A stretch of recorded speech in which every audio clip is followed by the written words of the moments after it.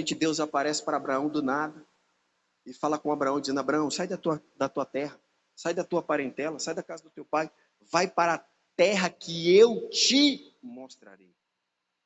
E aí Deus pegou para motivar Abraão, disse: olha, Abraão, e fica tranquilo, que eu engrandecerei o teu nome será engrandecido, ou seja, o seu nome será reconhecido nos 4 cantos da terra.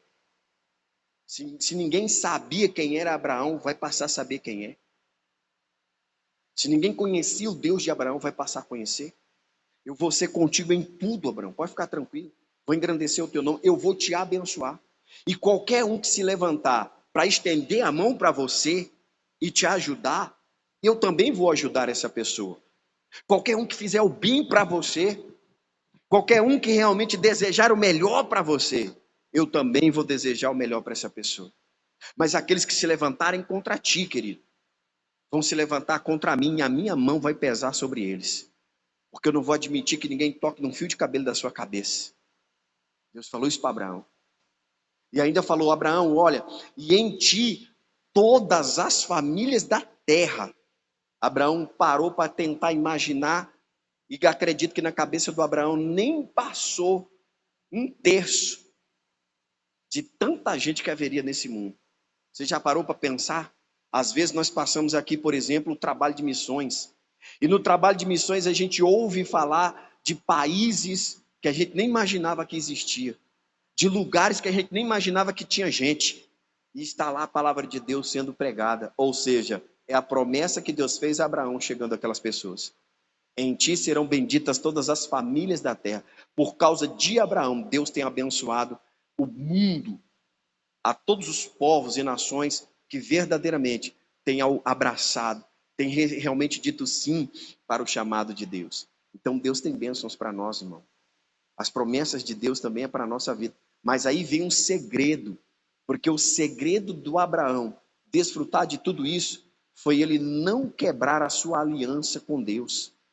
Foi ele não desfazer da sua aliança com o Senhor.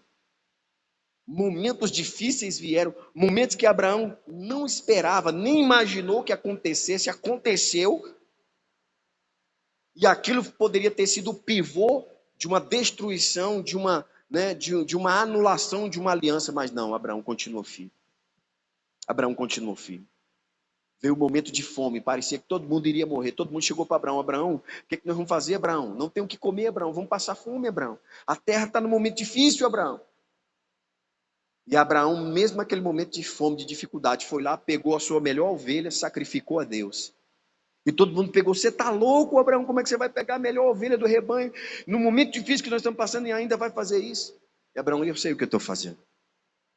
E a Bíblia diz, está lá escrito, que Abraão saiu daquele momento de fome, de escassez, mais abastardo do que nunca, mais rico do que nunca, porque Deus foi com ele.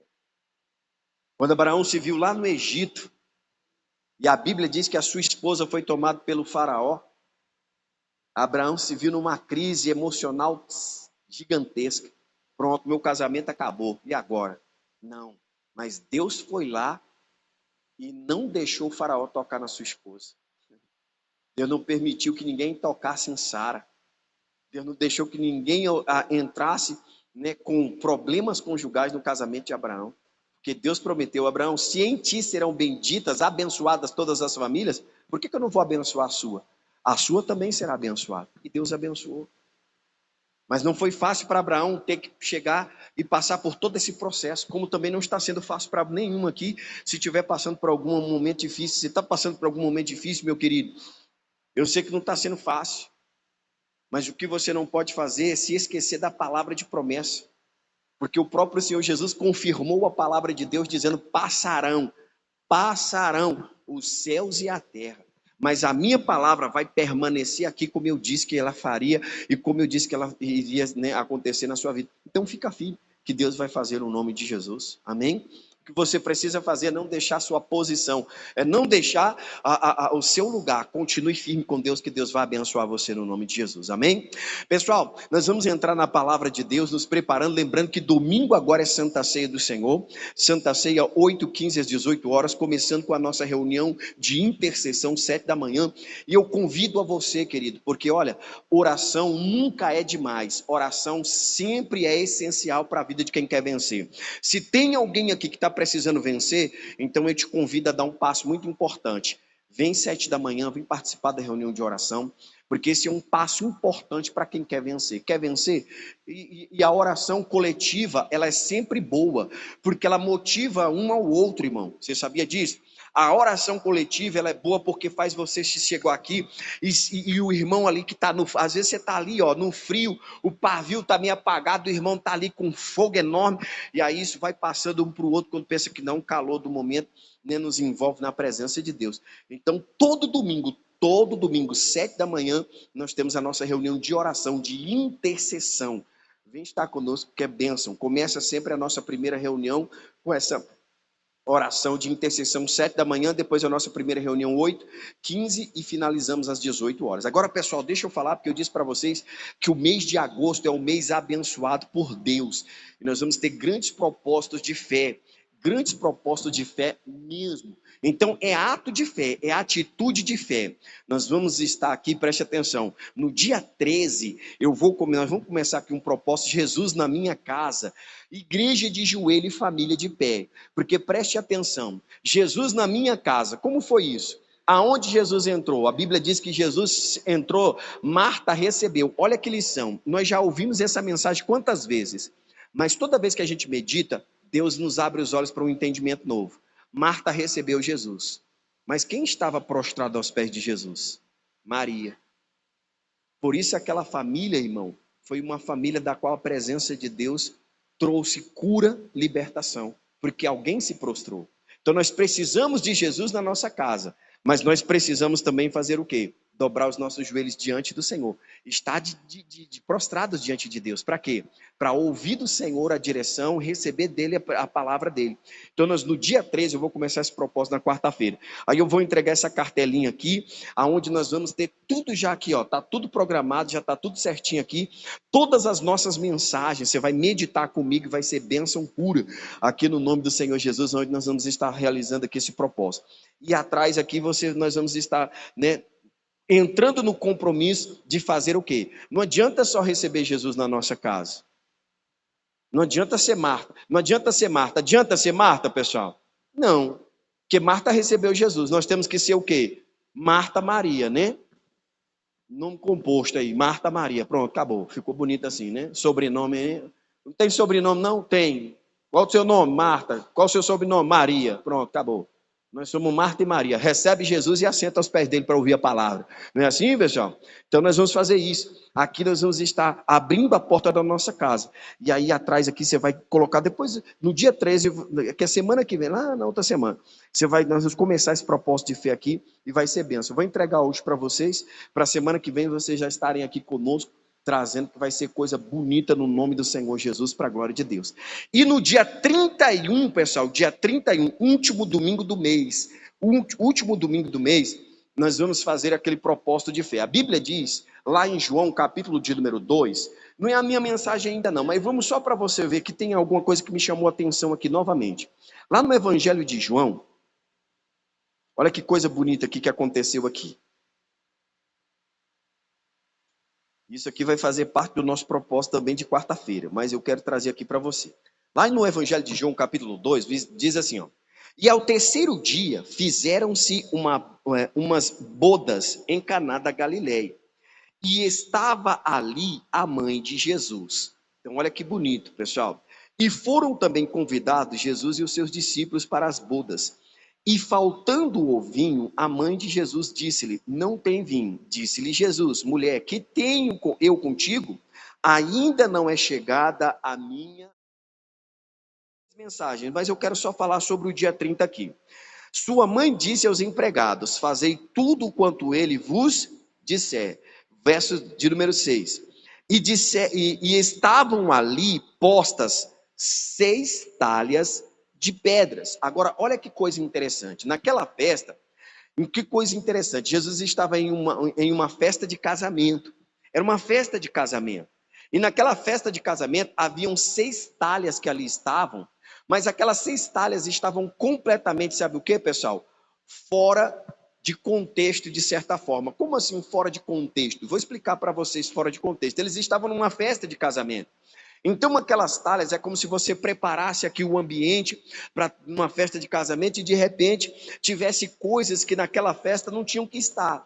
Guarda isso aqui, não faz parte ainda da festa, não, deixa para lá, depois põe de volta. Mas não tiraram, elas estavam lá, elas estavam postas lá. Ou seja, ninguém havia observado que aquelas talhas estavam lá, mas Jesus havia. Jesus tinha visto elas ali. E aquelas talhas estavam ali, pessoal, para a purificação de quem? Para a purificação dos judeus. Na festa, aí ele diz aí, ó, vamos lá, só para você ver. E estavam ali as 6 talhas de pedras para a purificação de quem, pessoal? Dos judeus. Então, olha que coisa. Eram 6 talhas que estavam ali para a purificação dos judeus, mas o momento era de quê, pessoal? Era uma festa de casamento. Consegue entender agora? Era para a purificação dos judeus, mas a festa era a festa de quê? De casar, era uma festa de casamento. E diz assim que em cada uma delas cabiam 2 ou 3 metresdas, né? Que representa aqui a quantidade de água que cabiam nelas. Então elas, além de estarem ali, elas tinham uma capacidade de água. Só que o que o texto está dizendo, pessoal? Que elas estavam ali, num canto, e ainda estavam como? Vazias, né? Elas estavam ali vazias. E o texto diz assim, verso de número 7. E disse-lhe Jesus, encheia de águas, né? E disse-lhe Jesus, enchei de águas essas talhas. Então Jesus mandou colocar algo comum e simplesmente natural. Sim ou não? Parou para pensar nisso?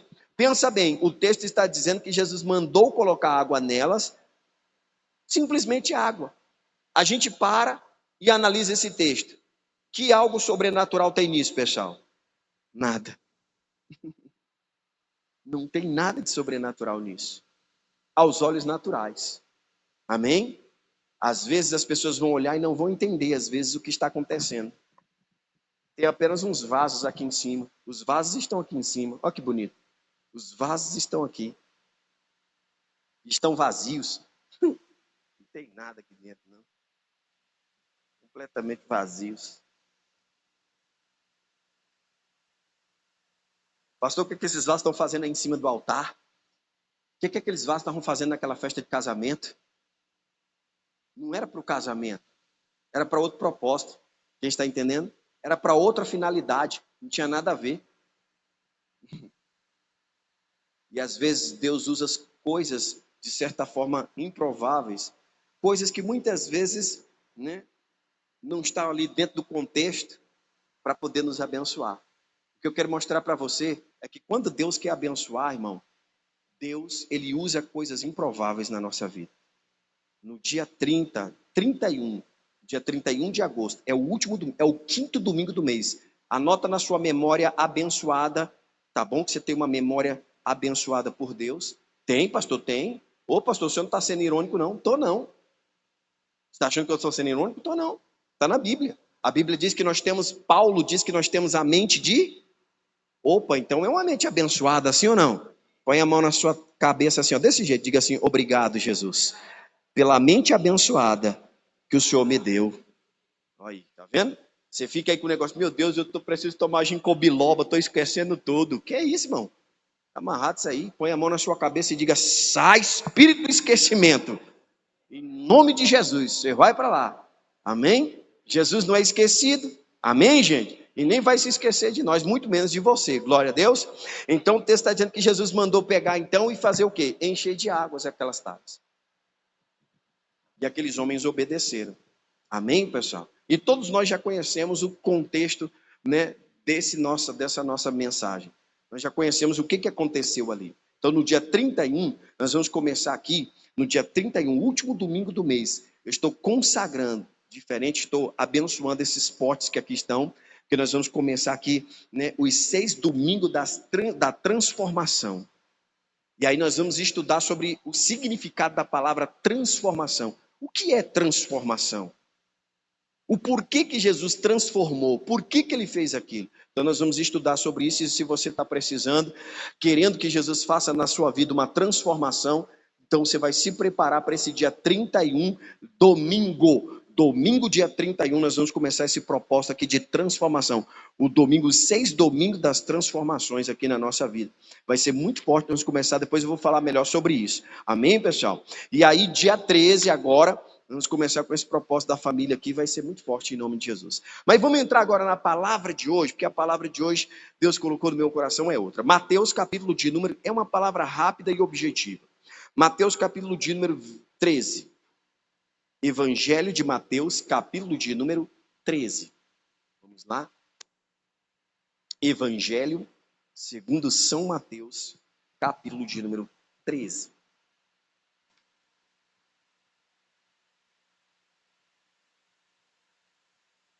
Isso.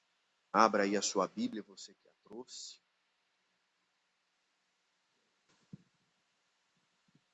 Vai lá. Em nome de Jesus. Evangelho segundo São Mateus, capítulo 13. Se você não tem a Bíblia, você tem o melhor de tudo. Primeiro, os seus ouvidos para ouvir. Mas se você consegue ler, acompanha com a gente no telão. Em nome de Jesus.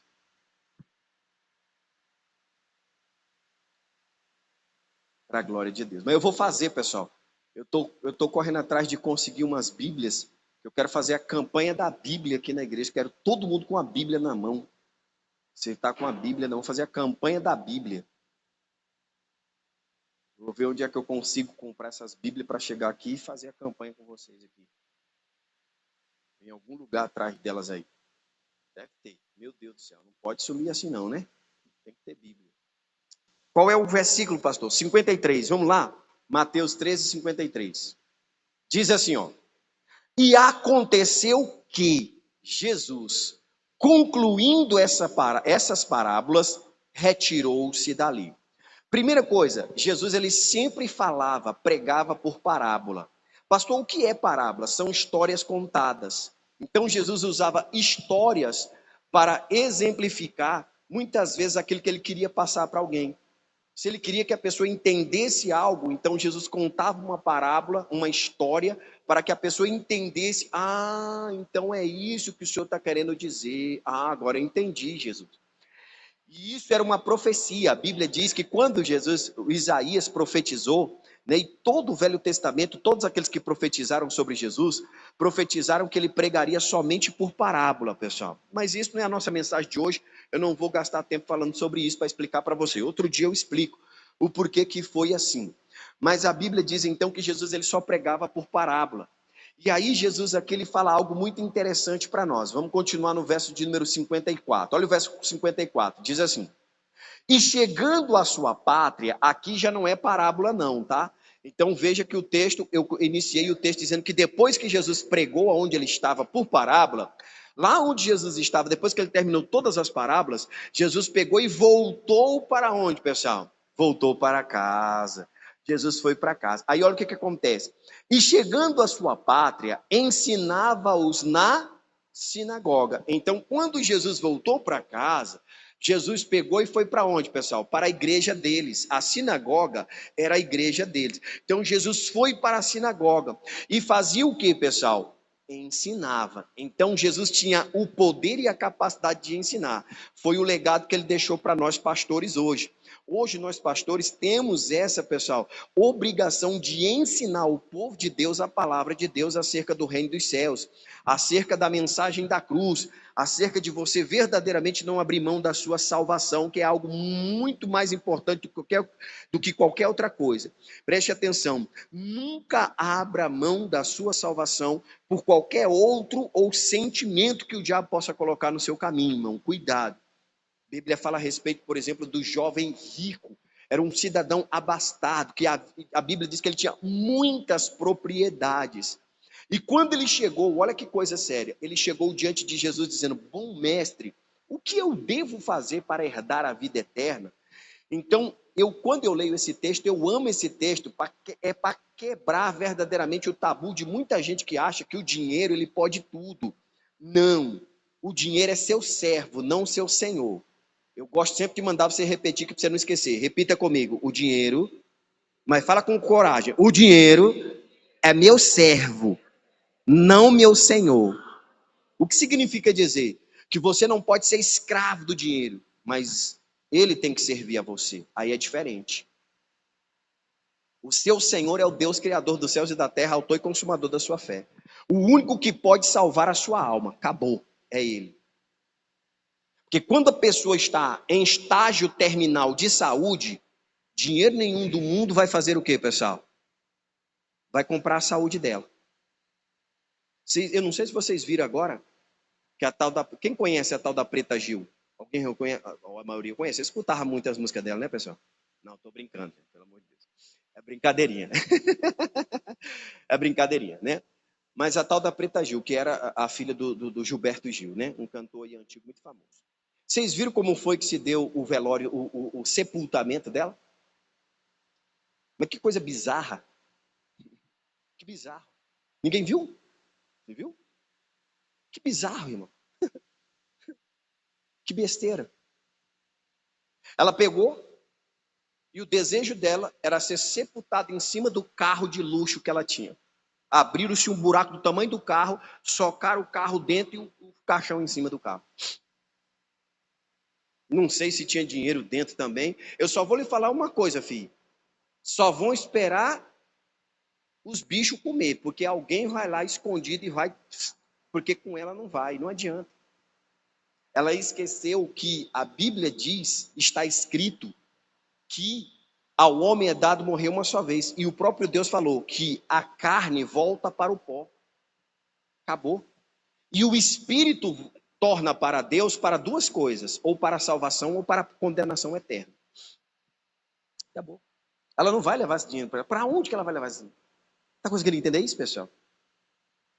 Agora eu te pergunto, se ela, mas por que ela não pegou toda essa fortuna e não comprou então a vida dela?